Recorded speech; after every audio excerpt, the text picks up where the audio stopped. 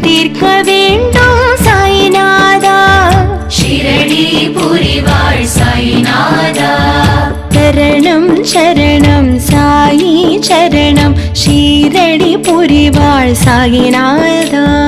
சரணம் சரணம் சாயி சரணம் ஷீரடி புரிவாள் சாய்நாதா.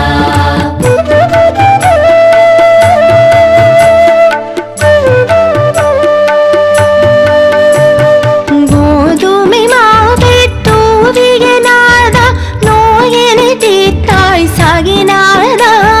கோதுமை மாவை தூவிய நாதா நோயினை தீர்த்தாய் சாயிநாதா.